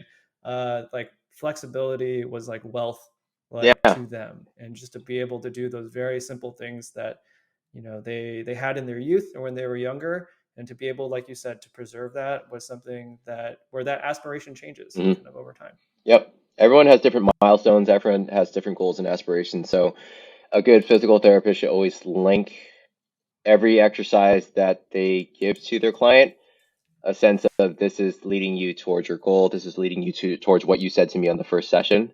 I think that's very, very important, because too many times I think healthcare will drift their own directions, or they'll just start to pigeonhole everyone into saying, hey, you have neck pain, you get XYZ exercise. Instead, like, really pinpoint it towards, if Mike, grandpa, wants to run, then you're not just giving them lying down exercises, because lying down has nothing to do with running. But you actually have to be like, okay, well, let's see how you jog, right? Let's actually just get your running shoes on. Let's see how you jog right now. And I think that puts way more purpose and compliance towards their plan of care. And like you said, everybody is so multidimensional, and the characteristics vary. So always leading back to their sense of why and their characteristics, and what their goals are, makes the most difference long term. Got it. I know we've talked about a ton of different exercises, the role of strength and mobility and flexibility. Talk to me a little bit how you work with personal trainers, right? Like maybe there are clients that have personal trainers and maybe they get injured, they come and see you, right? Like what is that dynamic between a physical therapist and a personal trainer in terms of like trying to make sure that they are on the right path? Just because you guys focus on different things, you're more on like the pain prevent. I mean, there's overlapping and differences, right, between a personal Mm-hmm. trainer and a physical therapist, but just focus on different things. So I'm just curious, how you work with personal trainers. It's still, at the end of the day, what I call like a rehab training continuum. So rehab and training, people think they're mutually exclusive items, but rehab is just a lower intensity form of training. So if you got hurt in basketball, Mike, maybe your Yeah. rehab involves, you're still squatting because that's really pertinent to the sport, but maybe it's not like multi-directional lateral movement and hopping yet, right? But it's leading you directly to that goal. It's just less intense. It's less intense because your tissue right now is undergoing a certain stress, and maybe there's a certain tissue is damaged and needs time and healing and strength and mobility. So the continuum there is, I work with a lot of personal trainers. I've done a lot of personal training um, seminars where I teach the personal trainers how to prevent injuries and how to look at the knee and the shoulder in a different way. So personal trainers often will, if they know me personally, they will send me their client because their client is injured, and they're not sure how to diagnose that specific injury. Send them to me, get them to a point, because at a certain point they've lost some capacity after they've experienced an injury. But the point of where I'm at is like, I want to build on that capacity, empower them to work out again and get back to the activities that they'd like to do. And then once that happens, then I can transition them back to saying, hey, now you need to continue this long term. You can either do it by yourself, or what I would suggest is maybe go back to your personal trainer so that way they can keep you accountable. And that's where the accountability piece comes into play. But I like that dynamic between personal training, because I used to be a personal trainer. I did a lot of free personal training back when I was at Davis. But now it's like that continuum of you've lost some capacity, so let's build up that capacity in the form of rehab, and then let's go ahead and build you back up to where you are, and then go ahead and now transition back to personal training. Got it. Like, how closely do you work with their personal trainers, right? Like, if they do have a personal trainer, are you like, hey, this is the rehab plan that I'm putting them on. This is how well they've completed it. And okay, I know that they're going to continue to go back to personal train, to you as a personal trainer. Uh, Here are the things to kind of XYZ to look out for. Do you continue to follow up once they've, let's say they've gone back to the personal trainer and see like, hey, are they actually progressing? Is there any flare ups? Like, talk to me about that relationship that you have with maybe your clients' personal trainers, or let's say if your clients don't have a personal trainer, right? Is that something where you have a network of personal trainers that's fit for their specific physical level or the type of injury that you want to make sure that they don't re-injure again by basically providing them an accountability partner? Cool. It sounds like a almost like a two-part question. So I would say it is a disservice as a physical therapist to not communicate with the personal trainer and say, hey, if they're seeing me, but they're seeing the personal trainer at the same time, what that personal trainer needs to abide by. And they get governed by law. And I say, like, I know their injury. You might know that they have knee pain, but I know exactly what's going on because I've assessed their joint mobility and everything. So I'll tell them exactly what they need to do if they're still continuing with them. But if that personal trainer, if I feel like they're not being compliant with what I'm saying or they're experiencing flare ups after going personal training, I will tell the client, like, for sure, like, hey, you need to actually stop going to this for now and just abide by my plan because we're adding in too many confounding variables that are preventing you from moving forward. After, once they're at a point where they're experiencing less pain, they're slowly getting back, they're like 75% on the way there, you can then say, hey, it's up to you what you want to do. If they're a person that can't afford personal training, just say, hey, these are the XYZ things you need to do long term, so you don't need to see me again. But if it's like, hey, now you're transitioning back to the personal trainer you were going to, then I communicate with the personal trainer, hey, I'm about to discharge this person. This is what they need to do. We've been focusing on XYZ, and you need to continue to build on these things. And if you don't know how to build on these things, I will give you examples on how to build on these things.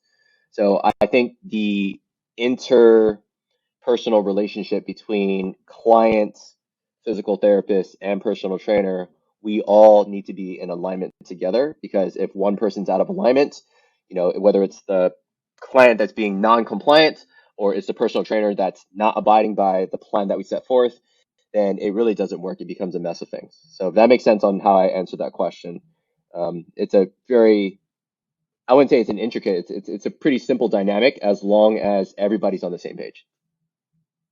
Got it. Yeah, I was just curious about that question or that topic because we have a lot of mutual personal trainer friends, and I'm just interested in that specific dynamic because you guys are both doing different types of activities that are maybe similar. So I was just curious, like how you guys all work together, and if there was a specific dynamic. Because most of the time, it's just like see a physical trainer, see a physical trainer, or see a physical therapist, right? And so some people might not even know the difference, like unless you're actually like saying, hey, I want to work out, right? They might think like, oh, do I need to see a physical therapist, right? Or do I need to see a personal trainer? And so I just wanted to kind of like separate those out a little bit, but also ask about how they are related to each other. A quick disclaimer about that is I know personal trainers that know biomechanics better than a physical therapist. And I also know, That's pretty so, cool. and so you got to trust. I mean, that's where networking comes into play, where the personal trainer personally and say, hey, I can trust you with a specific client. Because, and that's the golden question. It's like when people are injured, should they go to a personal trainer? I would say my bias more so should always be like, either go to your MD or go to see a physical therapist directly, because you have direct access to see us. But I think that if you're just trying to shape up, if you have some minor ailments, I would say most of the time that can be solved with like personal training. But there are great personal trainers that have done just so many courses. They know about biomechanics and everything, and they address many aspects of wellness like I do. That I could say, hey, maybe it's just personal training that is what you need. But there's always that sense of like, oh, you have the doctor of physical therapy. There's that Yeah, title that says, oh yeah, go to them because they will get me more physically in shape. got it. Makes sense. Talk to me a little bit about how, and from your knowledge, right? Like, pro sports like physical therapy versus like the common man's physical therapy. Like, how does that differ? Like, for professional sports, you hear about like, oh, Steph Curry injured this or has a lower back pain, right? And those are things that I feel like now with social media, pro athlete injuries become a lot more apparent, and like there's more resources on like how long does it take to recover. Now we have someone from, let's say, UCSF like chiming in like indirectly Mm-hmm. about, hey, like based off of this virtual or what they know about the situation, this is the expected recovery sort of period, etc. So talk to me a little bit about the difference between the physical therapy that athletes get versus like, hey, when you go to a physical therapist, like what is that realistic expectation in terms of recovery? If you have an athlete in front of you, whether it's like a collegiate athlete or a pro athlete, I think you're immediately expecting like incredible compliance for sure. If they're a D1 athlete, they're on scholarship, they will be following everything that you say to the T, including pro athletes as well. Pro athletes, they'll also have access to massage therapy every single day. They can afford things that other regular Joes can't. So when people are saying, well, look at Clay Thompson, who recovered from an Achilles injury after 10 to 12 months, you can't compare yourself to Clay Thompson because Clay Thompson, one, has genetically gifted things that we don't, and plus they have a full staff, millions of dollars of staff that is at his side every step of the way.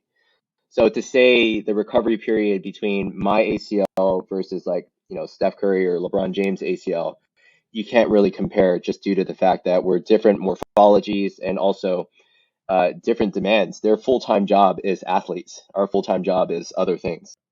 So the athlete gets different levels of care, but also you're expecting a certain amount of commitment from them versus maybe your 70-year-old grandma named Gertrude. It's very different dynamic in that sense.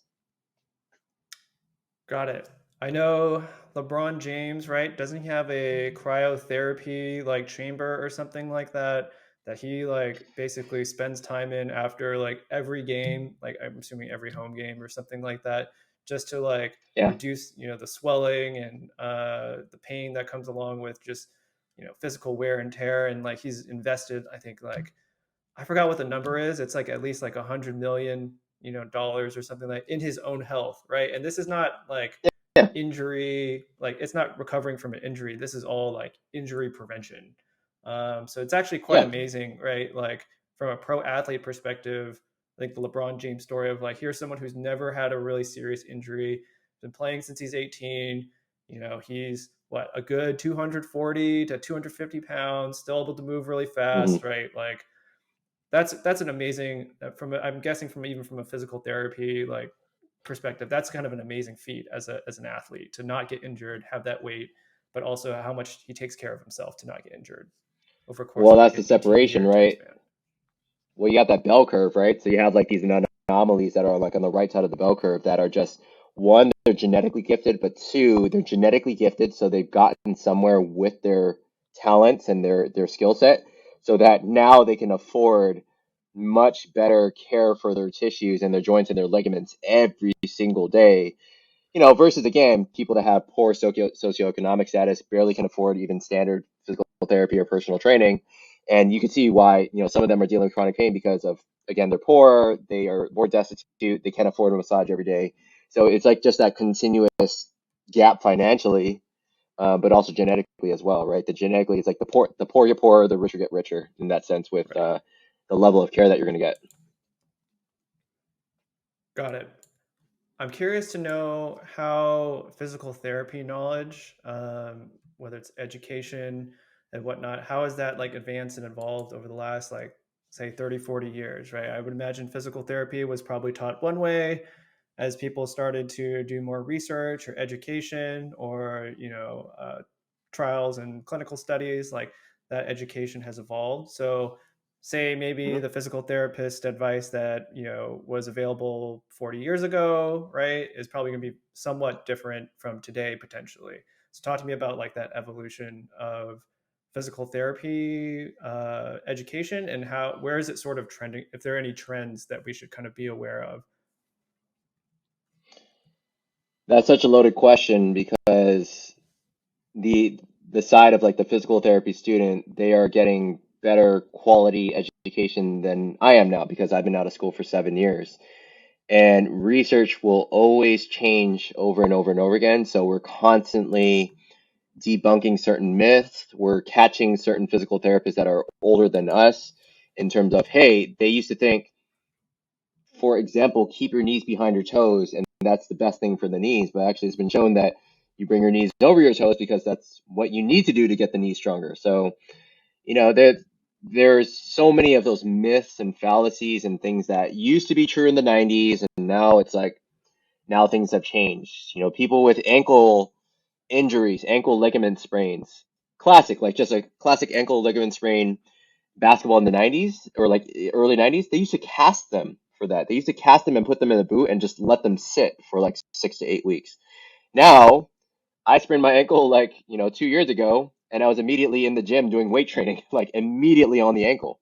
So just times have changed, and the people, how people think have really changed. And trust me, like let's say 5, 10 years down the road, things that I say on social media, things that I say on my YouTube, that can be proven false in 5 to 10 years. And it's up to the therapist in terms of keeping up with the latest research and evidence. And that's that continuous care or like continuing to become the best version of your standard profession as best as possible. I guess in what way, like, how do you keep up with the new knowledge that's coming into play? Because you were saying that how, new graduates, they're going to have access to, the latest information, right? And maybe some of that's like proprietary, whether it's like different kinds of studies ran by, this specific hospital or something like that. Now that you have like your own business and maybe you don't have access to the same types of resources, like where do you find those resources that help you change and evolve your program so that you're continuing, to get better, but also to stay on top of the latest trends and Yeah, best practices? it's I mean the mindset of continuing to be up to date and to be the best version of a physical therapist as you can is part of who I am, who I identify as. So information will come to us in so many different places. So just because they get textbook stuff doesn't mean that we don't have the same resources. So, there's many physical therapy associations that will send you newsletters, that will send you the most recent articles. So that's one. It's like email newsletters. You also see physical therapists that are constantly popping up on social media now, and some of them are really, really good. And they'll actually put, here's the research article. This is why I said this. And then you look it up for yourself on PubMed and Cochrane and all these other, uh, all these research databases to figure it out for yourself on whether it was true or not. So I think it's really at this day and age with like phones and tablets and computers, information comes to us so quickly, and you need to be able to cipher through it and say, hey, this is the BS versus this is the stuff that's proven by research. So I don't think that I'm just because I'm out 7 years doesn't mean that I don't have the same resources, but it really is up to me or up to the therapist that is able to keep up with all that. Got it. You talked about different types of resources and people that you follow. Who are some of your favorite kind of physical therapists, or even I guess you could say to a certain degree like personal trainers, right? That you follow or take inspiration from, that's really changed the way that you approach not only physical therapy but also potentially how you want to market and message your brand of physical therapy tips and tricks? Yeah, that's a. I saw that. And when I heard that question, I was like, do I? I used to follow people like Jeff Cavalier, who just marketed himself really well. He's like one of the most renowned physical therapists. That really, he's making good money and he's having actually a really good impact on people's lives. And then people like Adrian Lowe and Lorimer Mosley, who kind of pioneered the biopsychosocial aspects of pain, and I continue to like look a lot at their research as well. But actually, I'm really inspired by just I guess many entrepreneurs outside of physical therapy that lead me to what I'm doing because. I can be the smartest physical therapist, but if I don't know how to market myself appropriately, or if I don't know how to have a lasting impact on people psychologically, people like Dean Graziosi or Tony Robbins or, some of the biggest influencers like James Clear, who taught me a lot about habits. If I'm not following those people, I think that those people have had a greater impact than some of the famous physical therapists or famous personal trainers out there, to be honest, because they know how to speak the part, they know how to market themselves. But again, the marketing purpose is not just generate revenue, but it's to have a sense of purpose and know how to get your message out there. So I follow, read tons of books and watch and listen to tons of podcasts and um, yeah, I guess Rob Dial, Mindset Mentor. That's a huge one that I listen to all the time because it just keeps me afloat with not just me as a physical therapist, but how my mindset should be around like entrepreneurship along with having impact on people's lives.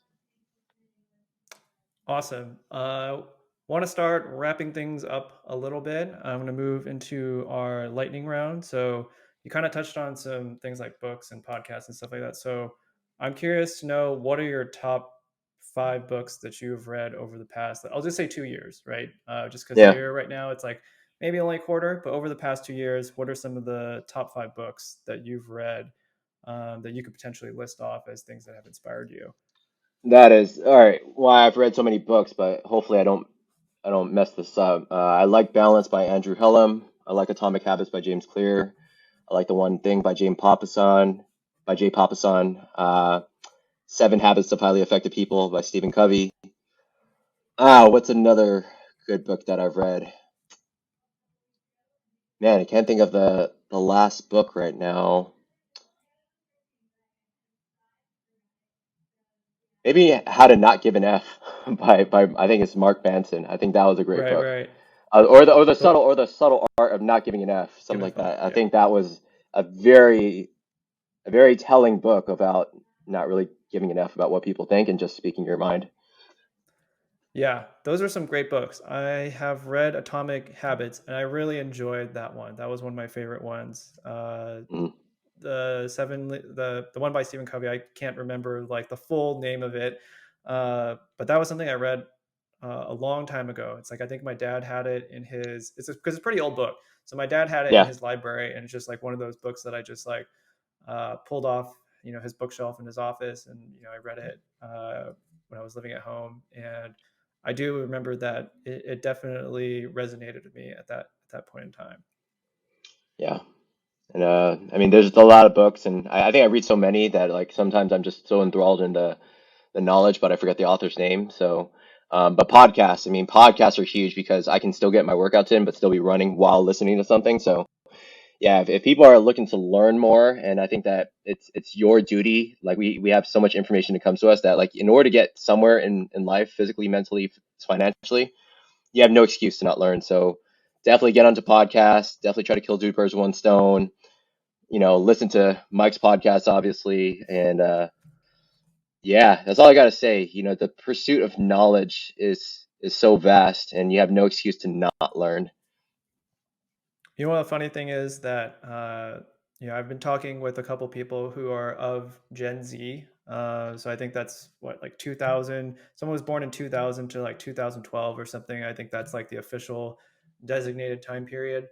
And we were talking about how they've lived in a world where there is so much abundance of information that essentially anyone in that kind of age group can find their own community, their niche Hmm. community, whether it's through TikTok, Snapchat, Instagram, etc. And even though, like, as millennials, like we grew up in a somewhat digital age, obviously with dial up to broadband and stuff like Hmm. that, Hmm. it was definitely more friends connected. It was connected to like, oh, how do you stay connected with the friends versus like for Hmm. Gen Z, it's like they can stay connected with friends, but they can also be connected to a whole nother world, right, of interest. Like if a bunch of people on TikTok like, physical therapy, right? They can find like the world's encyclopedia and resources of the new, whether it's like whether they have to sort through a bunch of content, whether it's Hmm. true or false, or we obviously don't want to make sure it's like fake news or anything like that. Hmm. They can sort through so much information. They can really find a community for anything, whereas like maybe for us back then it was just like go to a library, open an encyclopedia. Like there wasn't a Wikipedia maybe until we were like in college or anything Yep. like that. So I think, yeah, it's really amazing for that generation. And then we think about our parents generation, that's like we have to teach them, right, about Hmm. how to access information, you know uh, trying to break habits of maybe what you learned when you were in your 20s, when they were in their 20s, doesn't still hold true kind of today. And that there is a path for them to continue to change their opinion through the internet and through knowledge, and whatnot. I think that just goes to say that, like I said, anything that I say today, and people might watch this 5 years from now and might be like, "Dude, what Dr. J said was false," right? And I will approach everything with a sense of skepticism, but I will also say, "Hey, I am willing to learn from like younger generations." So, when my son's 20, 30 years of age and he's teaching me certain things, I'm not going to say, "Hey, I'm not." That's not what I did back in my day. I'm going to be like, "Hey, like, I'm willing to learn. I'm willing to listen," and that's how that's what's part of being human is learning as much as you can and adapting to the times. Yeah, adapting to the times is really important because everyone is making decisions through a different set of contexts. And so without that context, someone's decision might be different. And so that's something that I'm very cognizant about as I get older. And let's say for people who are potentially mentoring or talking to that are younger, I'm not necessarily going to give them the same advice. I'll say like, this was my context when I made the decision. Just kind of let that simmer for a little bit, and you can kind of make the decision based off of your own experiences and context. And so I think Hmm. that's one of the key things about not saying like, hey, just because I did it this way, you need to do it that way. Everyone's going to have, like you said before, different types of aspirations when they're younger, when they're older, and it's more about understanding that context for those people, and how do you help them enable to get where they want to go, based off of those aspirations and your own experience, in terms of unblocking things for Absolutely. them Couldn't and agree more, allowing man. them to get there. Uh, Next question is, who do you think this year is going to win the NBA championship? Knock on wood, because I never like to say stuff blatantly because you say it out loud with confidence and then it turns the other way. But yeah, I have some Golden State Warriors socks on right now, and I think that despite Awesome. James Wiseman not being there, not having a big, I mean, man, that crazy lineup of four shooters plus Draymond. I mean, I can't. That's really hard to go up against. And then all of a sudden now Devin Booker just strained his hamstring, grade one hamstring. So we'll see how that affects him, long term, or whether he can even get past the first or second round. So we'll see what happens. But yeah, I'm gonna say Warriors for now. But also gonna knock on wood and say like not super confident yet because they kind of ate it the second half of the season. That is true. During these playoffs, now they just finished up their second game of the playoffs and up 2-0. Health obviously is a big factor, for them, going into the rest of the playoff series and going to the championship. We'll Hmm. see. We'll see how things go. I think that's, yeah, definitely health across the board during the playoff season, right, is like one of the major Yep, factors in terms of how far they go. Health, luck, right, matchups. It's all a big combination of how definitely. things can kind of Yep. shake out. My last question for you is, who do you think you could introduce to the pod that you think would be a good fit or has information that you would love to see get shared much more often?